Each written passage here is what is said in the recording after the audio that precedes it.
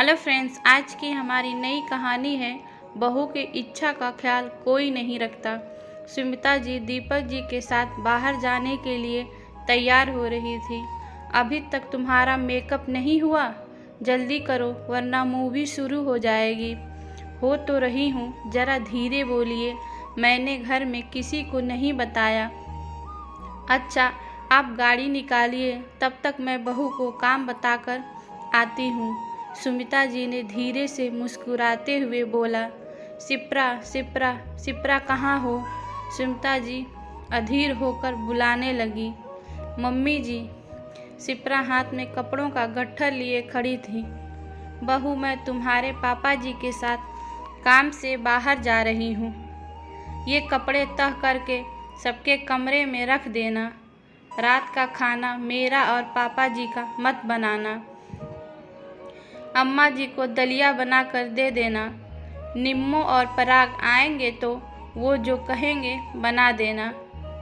देखना वो लोग ठीक से खा लें। सुमिता जी ने निर्देश ही दे रही थी कि बाहर से हॉर्न की आवाज़ आई, जो इशारा था कि जल्दी आओ सुमिता जी। बहू, सब ठीक से देख लेना, बोलकर दीपक जी के साथ स्कूटी पर बैठकर फुर्र हो गई और उन्होंने एक साथ जाते देख बेचारी शिप्रा सिर्फ ठंडी आहें ही भरती रह गई। शादी तो मेरी अभी हुई है, लेकिन न्यू कपल की तरह सास ससुर जी घूमते। यहाँ तो दिल के अरमान सब धरे के धरे रह गए। मैं इस पार वो उस पार, बीच में यह ससुराल वालों के रीति रिवाज के बंधन। अभी सिर्फ 6 महीने ही हुए हैं शिप्रा के शादी को। पति हर्ष दूसरे शहर में नौकरी करता है। शिप्रा को ससुराल के कायदे कानून और रीति रिवाजों के परिचय कराने के बहाने सुमिता जी ने उसे हर्ष के साथ नहीं जाने दिया। ननद निम्मो और देवर पराग अभी कॉलेज में पढ़ते हैं। शिप्रा को जब से घर की जिम्मेदारी सौंपी है, सुमिता जी फ्री बर्ड की तरह घूमती। पहले पारिवारिक जिम्मेदारियों के कारण वो घर से बाहर ही नहीं निकल पाती थी। शिप्रा के आने के बाद वो जी रही हैं। ये अक्सर सुमिता जी शिप्रा से कहती। शिप्रा ने अपने और दादी सास रमा जी के लिए चाय बनाई और उनके पास ही बैठ गई। जब भी हर्ष की याद आती और मन उदास होता तो वो रमा जी के पास ही बैठ जाती और हर्ष के किस्से सुनती।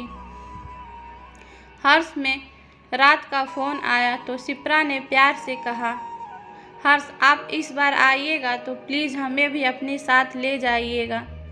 शिप्रा, तुम समझती क्यों नहीं? तुम घर की बड़ी बहू हो। अपनी बहू को लेकर मम्मी और निम्मो और पराग की, अपनी भाभी को लेकर बहुत सारी इच्छाएं हैं। जब तक उन सब की इच्छा पूरी नहीं हो जाती, मैं तुम्हें अपने साथ नहीं ला सकता। हर्ष ने बेबसी बताई।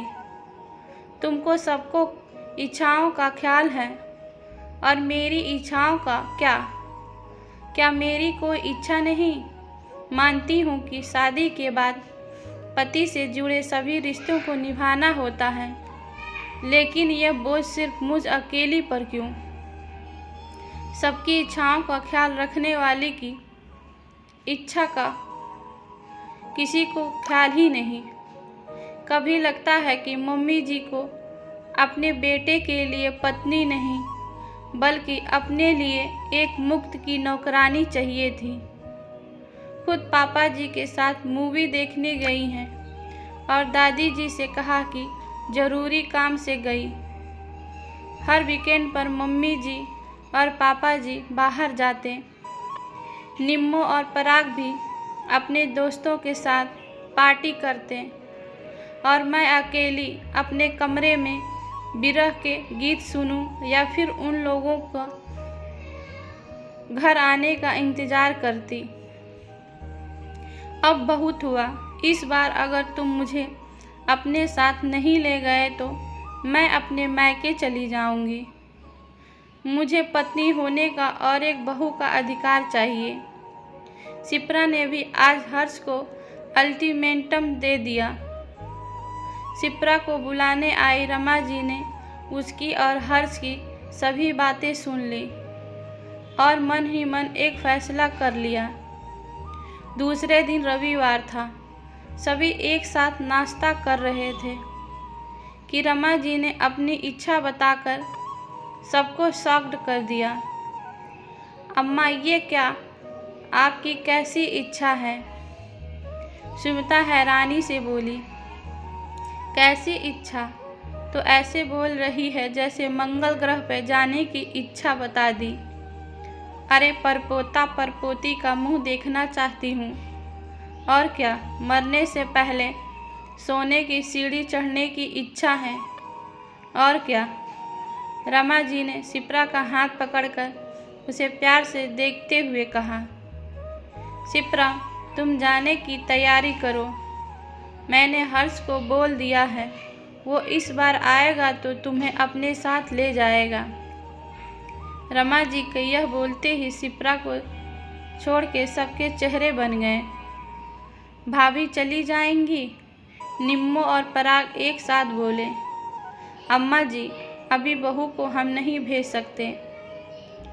अभी 30 त्योहार आ रहे हैं। उसे हमारे घर के सभी रीति रिवाज सीखने हैं और फिर अभी हर्ष की शादी को सिर्फ 6 महीने हुए हैं। अभी से यह बच्चे की प्लानिंग बहुत जल्दी नहीं होगी। सुमिता ने अपना मत जैसे ही रखा, रमा जी ने ताली बजाने लगी। वाह सुमिता, तुमने तो बहुत समझदारी की बात कही। हर्ष की शादी को 6 महीने होने जा रहे हैं और तुम अपने स्वार्थ के लिए हर्ष और शिप्रा को एक दूसरे से दूर रखी। याद करो सुमिता, शादी के 1 महीने बाद ही दीपक तुम्हें अपने साथ ले गया, जबकि मैं और तुम्हारी ननद गुड़िया अकेले हो गए थे। मैंने कभी तुम्हारी इच्छाओं का दमन नहीं किया, क्योंकि मेरे लिए अपने बच्चों की खुशी पहले थी। तुम और दीपक अभी भी हाथ डाले लैला मजनू की तरह घूमते रहते हो, छुप छुप कर मूवी देखने जाते हो। हर्ष और शिप्रा के यही दिन है एक दूसरे की समझने की, ताकि उनका भी दाम्पत्य जीवन सुखी हो। एक दूसरे से दोनों को अलग करके तुम अपने लिए बहू के दिल में इज्जत खो रही हो। और तुम दोनों, निम्मो और पराग, शिप्रा के आने से पहले दोनों अपने काम करते थे या नहीं? फिर इसके आते ही सबको क्या हो गया? जिम्मेदारियां सिखाने के बहाने तुम लोग अपनी ही जिम्मेदारियां भूल गए हो। रमा जी की बात सुन सबको सांप सूंघ गया, सबके सिर झुक गए। और तू दीपक, तुझसे इस तरह की बेवकूफ़ी की उम्मीद नहीं थी। माना कि उस समय सुमिता ने ही जिद की थी साथ जाने की, लेकिन जब शिप्रा को तेरी पत्नी ने रोका तो तू उसे समझा ना पाया कि वो अपने दिन कैसे भूल गई। रमा जी की बातों का दीपक के पास कोई जवाब नहीं था। हाँ हर्ष, इस बार नवरात्र में ज़्यादा दिन की छुट्टी लेकर आना। नवरात्र की पूजा के बाद शिप्रा को अपने साथ ले जाना। थोड़ी देर के बाद सुमिता ने हर्ष को फ़ोन पर यह खुशखबरी दी और यह खबर सुनकर शिप्रा के चेहरे पर पति मिलन की लालिमा छा गई, जिसे देख रमा जी धीरे से बोली, मैंने तेरी इच्छा पूरी कर दी। अब तू भी मेरे सोने की सीढ़ी चढ़ने की इच्छा जल्दी पूरी करने की कोशिश करना। रमा जी की बात सुनकर शिप्रा उनके गले लग गई। आपको हमारी कहानी अच्छी लगी तो लाइक कमेंट के साथ हमारे चैनल को सब्सक्राइब करिएगा। धन्यवाद।